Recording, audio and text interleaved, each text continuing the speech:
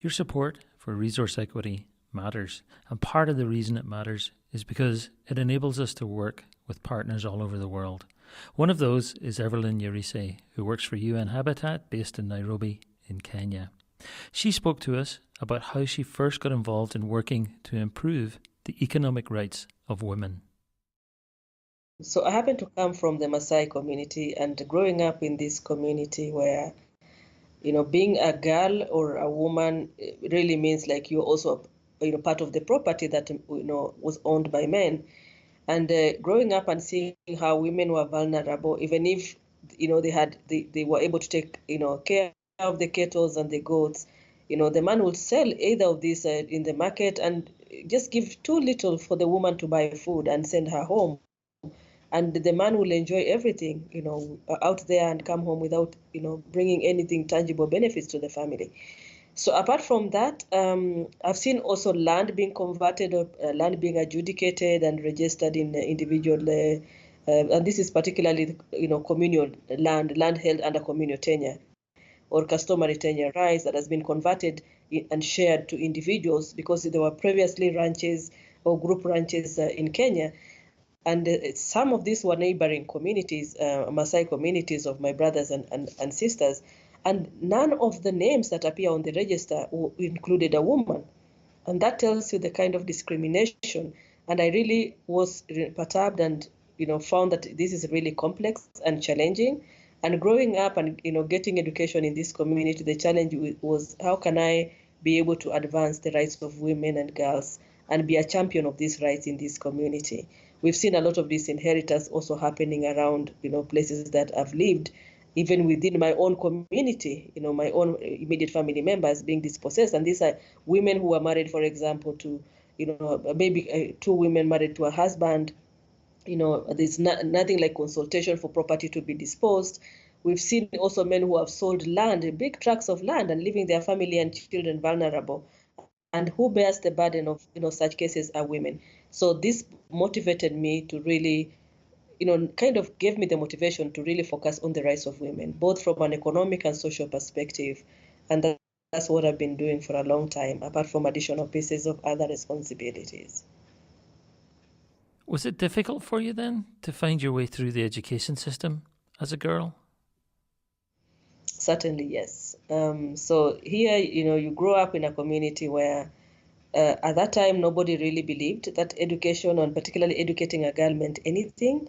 Growing up in such a cultural environment where, for me, it was just not even just for the family that stood up with me in terms of presenting opportunities to access education, but there were also, other external contributors like the Catholic mission that operated within the area and had these Catholic sisters who supported me.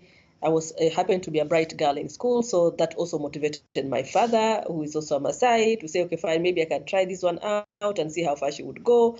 So it was just a matter of, trying to push yourself within an environment that has lots of cultural issues, including female genital mutilation, including early marriages. So nobody really trusted that taking this effort would have brought any success. However, by sheer luck, I would say, and I consider myself highly privileged to have really managed to operate in such an environment, even without a role model. Having either gone to a secondary school or having gone to a university, I was able to manage and got a lot of support from external individuals and supporters. And what I've been able to do, and my life now is a true testimony of the power of educating a Maasai girl and a girl, in, so to speak, not just in my community, but also for the people that I've been able to work with and maybe be able to be part of a bigger community of women and empowered women who can be able to contribute to society development at the national level as well as globally through the work that I'm doing. So I'm privileged, and it wasn't easy. However, for now things have slightly changed, and there's a lot of good. A big number of girls who've gone to school. Their parents now struggling to educate their kids. They struggle a lot because of socioeconomic issues. The land component also comes in because most of them have sold land and now, do, shoddy businesses and, others even probably squatting in people's land, others, working as watchmen in people's home and trying to educate their kids. But all in all, this a big transformation at this point. Yeah. When you think about your own experiences as a young girl, how does that affect how you feel about your upbringing? Well, my upbringing was not pretty easy, I would say, but for my perspective now, if I look back, is I put that context within culture and tradition.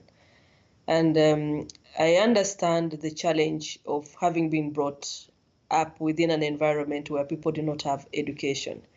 And people were applying their customary and traditional lenses in terms of the role of a woman or the role of a girl, growing up, and looking at that as an asset and an opportunity to make, more income through, marrying them off or marrying the girls off, taking them through traditions like female genital mutilation, and the whole, surrounding and very dynamic cultural setting, including my own parents, and I don't blame them for that.